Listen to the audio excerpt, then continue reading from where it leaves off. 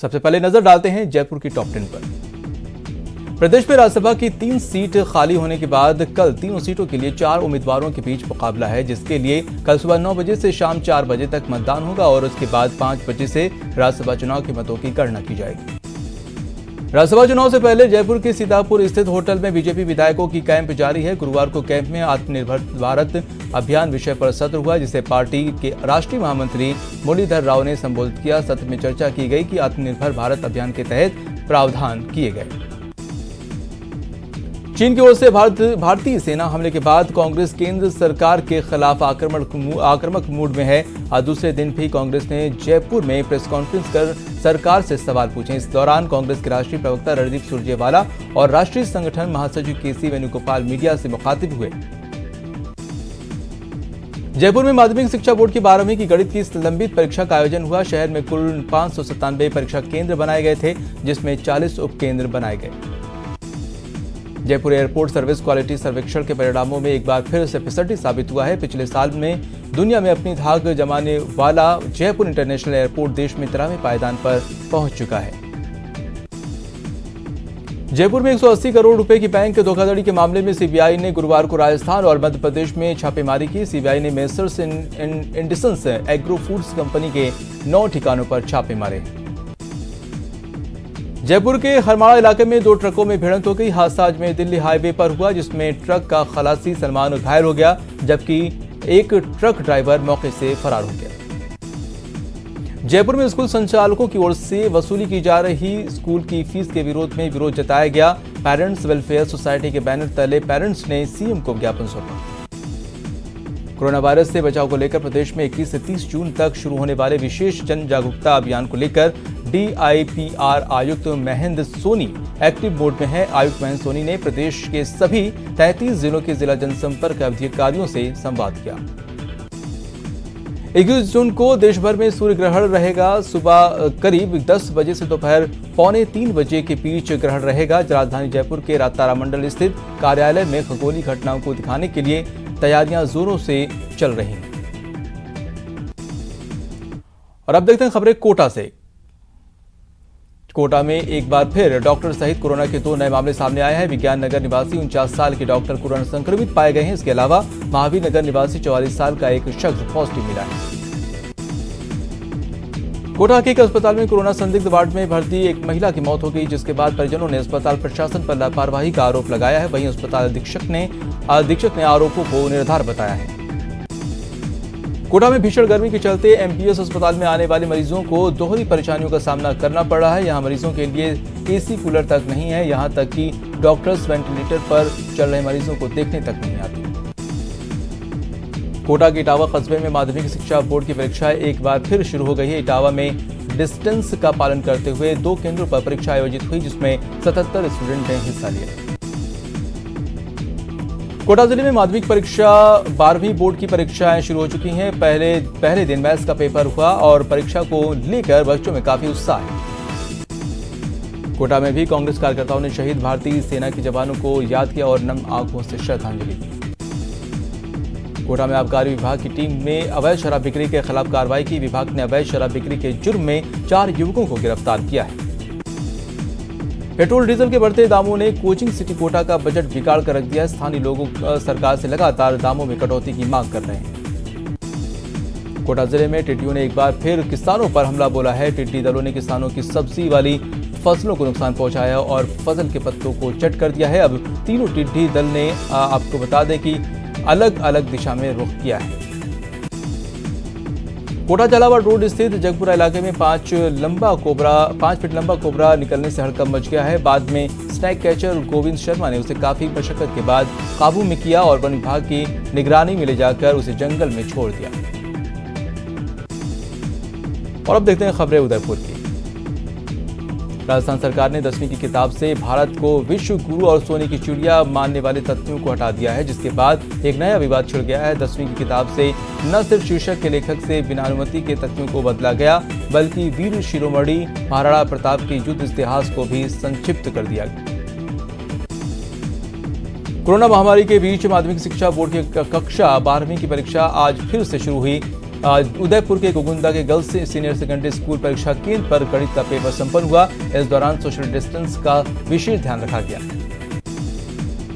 उदयपुर में 191 सेंटर बनाए गए हैं, जहां बच्चों को प्रवेश के दौरान हाथ सैनिटाइज कराए गए और बच्चों की थर्मल स्क्रीनिंग भी की गई। विधायक सीपी जोशी के विधायक फंड से दी गई सहायता राशि से राशन किट बनवा कर बांटा गया। इसके अलावा जरूरतमंदों को घरेलू सामग्री भी बांटी गई। उदयपुर के प्रतापनगर थाना इलाके में बेड वॉश के समीप सड़क हादसा हुआ है। हादसे में एक कार सड़क किनारे लगे रेलिंग से टकरा कर पलट गई। जानकारी के अनुसार कार में सवार लोग घायल हुए हैं, जिन्हें इलाज के लिए हॉस्पिटल में भर्ती कराया गया है। उदयपुर की गोगुंदा थाना पुलिस ने बिना मास्क के वाहन चलाने वालों लोगों को चालान काटे हैं। इस दौरान 2 दर्जन से ज्यादा वाहन चालकों से जुर्माना वसूला है। मास्क लगाकर वाहन चलाने की हिदायत दी है। उदयपुर की प्रसिद्ध फतेह सागर झील को भरने वाली मदार नहर अब पूरी तरह से साफ हो चुकी है। नहर निगम ने 10 दिनों की कड़ी मशक्कत से इसे मानसून पूर्व साफ कर दिया है। उदयपुर के सिवान इलाके में कुछ बदमाश युवकों ने एक कार पर हमला कर दिया है। बदमाश ने शख्स पर चाकू से हमला किया। वहीं लोगों ने बदमाश की गिरफ्तार के मोर्चा खोल दिया है। उदयपुर में पेट्रोल और डीजल के दामों में लगातार हो रही बढ़ोतरी से आम जनता अब आक्रोशित होने लगी है। पिछले कुछ दिनों से लगातार दामों में बढ़ोतरी दर्ज की जा रही है। उदयपुर की गोवर्धन विलास थाना पुलिस ने वृद्धाश्रम में रह रहे लोगों के लिए अनूठा कार्यक्रम किया है। 5 दिवसीय कैंप में बुजुर्गों की इम्यूनिटी पर खास ध्यान दिया जा रहा है। और अब खबरें देखते हैं भरतपुर की। भरतपुर कोरोना हॉटस्पॉट बन गया है। यहां प्रशासन पूरी तरह से एहतियात बरतने का प्रयास कर रही है और शहर के क्षेत्रों में कर्फ्यू भी लगा दिया गया है, लेकिन लोगों में अभी भी वायरस को लेकर जागरूकता देखने को कम मिल रही है। भरतपुर के डीग में 2 पक्षों में जमकर विवाद हो गया है। विवाद इतना बढ़ गया कि फायरिंग चलाने की नौबत आ गई। फायरिंग में पार्षद की मां और बेटे घायल हो गए, जिनका इलाज चल रहा है। भरतपुर के नदवई के सरकारी अस्पताल में एक शराबी युवक ने नशे में महिला रेडियो कर्मी से जमकर मारपीट की और उसके साथ अभद्र व्यवहार किया। वहीं शोर शराबा सुनकर अन्य चिकित्साकर्मी वहां पहुंचे और महिला चिकित्साकर्मी को शराबी युवक से छुड़वाया। उसके बाद चिकित्साकर्मियों ने कार्य बहिष्कार कर दिया, जिसके बाद से शुरू कर दिया। सूचना के बाद पुलिस आरोपी को गिरफ्तार कर लिया है। भरतपुर विद्युत डिस्कॉम की सतर्कता टीमों ने ग्रामीण क्षेत्रों में बिजली चोरों के खिलाफ बड़ी कार्रवाई की है और बिजली चोरी करने वालों से जुर्माना वसूला है। भरतपुर में 12वीं क्लास के छात्रों को विशेष रह गई गणित की परीक्षा आज कराई गई। परीक्षा देने के लिए अभ्यर्थी समय से पहले परीक्षा केंद्र पर पहुंचे और उनकी थर्मल स्क्रीनिंग भी की गई। भरतपुर में वैर थाना परिसर में बने क्वार्टर का छत गिर जाने से बड़ा हादसा होते रह गया। छत का प्लास्टर थाने के सीआई हरलाल मीना के क्वार्टर का गिरा है। हालांकि सीआई बाल बच गए। केंद्रीय बस स्टैंड पर यात्रियों की सुविधाओं का पूरा ध्यान रखा जा रहा है। खासतौर पर कोरोना को लेकर पूरी तरह से सजगता बरती जा रही है। दिन में कई बार रोडवेज बस स्टैंड को सैनिटाइज किया जा रहा है। भरतपुर में करीब 3 माह से शहर में तांगा गायब है। यात्रियों को अपने स्थान तक पहुंचाने वाले तांगे अब कबाड़ हो चुके हैं। साथ ही शादियों में काम आने वाले बग्गियां भी अब कबाड़ बन चुके हैं। भरतपुर में दिन ब दिन गर्मी का कहर बढ़ता जा रहा है। यहां गर्मी के सितम से लोगों का हाल बेहाल है। आज तापमान करीब 42 डिग्री सेल्सियस रिकॉर्ड किया गया। और अब देखते हैं खबरें अजमेर की सिटी टॉप 10 में। अजमेर में आज कोरोना के 4 नए मामले सामने आए हैं, जिसके बाद से मरीजों की कुल संख्या बढ़कर 440 हो गई है। अभी तक 13 की मौत हुई है, जबकि 354 अस्पताल से डिस्चार्ज हो चुके हैं। अजमेर विद्युत वितरण निगम ने जलदायी योजनाओं को विद्युत कनेक्शन जारी करने के कामों को सर्वोच्च प्राथमिकता में लिया है। लाइन डालने के कामों में देरी पर नागौर जिले की 4 ठेकेदार फर्मों के वर्क ऑर्डर निरस्त कर दिए गए। Director general of GST intelligence की टीम ने अजमेर में तंबाकू के बड़े डीलर के यहां छापेमारी की है। छापेमारी के बाद व्यापारियों में हड़कंप मच गया। अजमेर में आज कलाकारगंज की ओर से फव्वारा चौराहे पर चीन के राष्ट्रपति का पुतला फूंका गया और चीनी उत्पादों के बहिष्कार का संकल्प लिया गया। कलाकारगंज के लोगों ने 2 मिनट का मौन रखकर शहीदों को श्रद्धांजलि दी। अजमेर लायंस क्लब ने गुरुवार को बोर्ड परीक्षा देने वाले छात्र छात्राओं को मुफ्त सैनिटाइजर, फीस शील्ड और मास्क प्रदान कर जागरूक किया। अजमेर में बिजली के एक साथ 3 माह के बिल आने पर लोगों ने टाटा पावर हाउस पर मौन व्रत रखकर विरोध प्रदर्शन किया। साथ ही चेतावनी दी कि अगर हमारा बिल कम नहीं किया तो हम उन्हें मुंहतोड़ भी जवाब भी देंगे। अजमेर में चाइना की नापाक हरकत को देखकर पूर्व सैनिकों का गुस्सा फूट पड़ा है और उन्होंने सरकार से मांग की है कि जरूरत पड़ने पर आगे रहकर युद्ध में सेना का साथ देंगे। अजमेर नगर निगम ने आज अतिक्रमण को लेकर अहम कार्रवाई को अंजाम दिया है, जिसके तहत गुलाब बाड़ी फाटक के आगे अस्थायी अतिक्रमण को ध्वस्त किया। अजमेर में महिला जन अधिकारी समिति की तरफ से मनरेगा में मजदूरी के दिन बढ़ाने की मांग को लेकर पीएम के नाम ज्ञापन सौंपा गया, जिसमें 200 दिन करने की मांग की गई है और औजारों भत्ता पर शांतिपूर्वक इलेक्शन अपन लड़ सकते हैं। 2 कैंडिडेट्स हमारी ओर से हैं, 2 कैंडिडेट्स उनकी तरफ से हैं। वोट सही तरीके से पड़ेंगे, कोई प्रॉब्लम होने वाली नहीं है। हमारे वोट तो हमको पड़ने वाले हैं कम्प्लीटली। वो क्यों इतना अपसेट हो रहे हैं, वो मुझे समझ में नहीं आ रहा। He is blaming for horse trading. He is saying that BJP is trying for horse. तो मुझे लगता है कि उनको कुछ डर तो नहीं है कि अंदर से कोई प्रॉब्लम है क्या वो, क्योंकि अगर हमारे यहाँ तो प्रॉब्लम नहीं है तो हम तो ये बात नहीं कर रहे हैं ना। तो इशू की बात होती है, मुझे नहीं लगता कि ऐसी कोई प्रॉब्लम है। आराम से इलेक्शन निकलेंगे हमारे वो एक कैंडिडेट की बात है, वो कैंडिडेट हम जिता के लाएंगे। Thank you. ओके। राज्य को सुन रहे थे आप।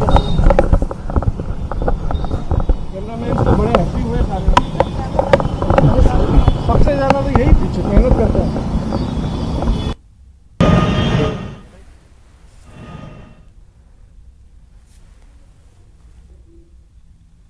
तो पूर्व सीएम वसुंधरा राजे को सुन रहे थे और फिर से हम शुरू करते हैं फटाफट खबरों का सिलसिला। अब खबरें बीकानेर से। बीकानेर में भी कोरोना पैर पसार रहा है। अब यहां पर कुल 151 पॉजिटिव मामले मिले हैं। 8 लोगों की मौत हो चुकी है, जबकि 109 लोग ठीक भी हो चुके हैं। बीकानेर में भी गणित का पेपर आयोजित किया गया। वहीं सेंटरों पर इसके लिए पूरी तरह से गाइडलाइन का पालन करते हुए छात्र नजर आए। वहीं सेंटर को एक दिन पहले ही सैनिटाइज किया गया था। बीकानेर के नोखा कस्बे में पिछले 3 माह से बिजली की कम वोल्टेज के कारण दर्जन घरों में बिजली के उपकरण जलकर खाक हो चुके हैं, लेकिन बिजली विभाग इस पर ध्यान देने को तैयार नहीं है। बीकानेर में कलेक्ट्रेट सभागार को अब नया रूप देने की तैयारी की जा रही है। इसके लिए 11 लाख रुपए खर्च किए जाएंगे और सुविधाओं का विस्तार भी किया जाएगा। बीकानेर में खुले नाले नगर निगम के दावों की पूरी तरह से पोल खोलते हुए दिखाई दे रहे हैं। साथ ही नाले में फैली गंदगी ने लोगों की परेशानियां बढ़ा दी। बीकानेर के खाजूवाला में शहीद हुए 20 भारतीय वीर सपूतों को बीजेपी की तरफ से श्रद्धांजलि दी गई। 2 मिनट का मौन रखकर शहीदों को नमन किया गया। श्रद्धांजलि सभा में जगविंदर सिंह सिद्धू ने कहा कि मां भारती के सपूतों का बलिदान व्यर्थ नहीं जाएगा, चीन को इसकी कीमत चुकानी पड़ेगी। और खबरें देखते हैं जोधपुर की सिटी टॉप 10 में। जोधपुर में कोरोना के चलते रुकी हुई बोर्ड परीक्षाएं फिर से शुरू हुई, जिसके चलते शिक्षा विभाग ने सोशल डिस्टेंसिंग के तहत विद्यार्थियों को परीक्षा दिलवाई। राजस्थान माध्यमिक शिक्षा बोर्ड का कक्षा 12वीं की परीक्षा का आगाज हो चुका है। जोधपुर में भी 288 केंद्रों पर परीक्षा आयोजित की गई। परीक्षा के दौरान स्टूडेंट्स, स्टाफ और परिजनों के चेहरे पर भी मास्क दिखाई दिया। जोधपुर शहर की महामंदिर थाना पुलिस ने एक नाबालिग के पास से अवैध पिस्टल और 2 जिंदा कारतूस बरामद किए हैं। पुलिस ने नाबालिग से पूछताछ के बाद उसे हिरासत में ले लिया है। जोधपुर में मानसून में देरी से जल संकट की आशंका है, क्योंकि अब इंदिरा नहर में 1 सप्ताह का ही पानी बचा है। जोधपुर में अब टिड्डियों ने अपना डेरा जमा लिया है, जिसके चलते किसानों को अपनी फसलों के लिए खतरा सताने लगा है।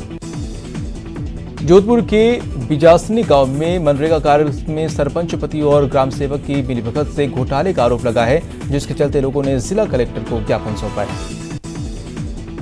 शहर के महात्मा गांधी सरकारी अस्पताल के डायलिसिस विभाग में पिछले कई सालों से सभी एसी बंद पड़े हैं, जिसके चलते मरीजों को गर्मी से खासी परेशानियों का सामना करना पड़ रहा है। मानसून को देखते हुए एसडीआरएफ के जवानों ने राजस्थान के कई बांधों पर प्रशिक्षण लेना शुरू कर दिया है। प्रशिक्षण 23 जून तक चलेगा। जोधपुर से पुलिस का मानवीय चेहरा सामने आया है। दरअसल अखालिया चौराहे पर एक ट्रैफिक हवलदार एक शख्स की मरहम पट्टी करता नजर आया। और चीनियों की कायरता की कहानी सुनिए। घायल शेर के पिता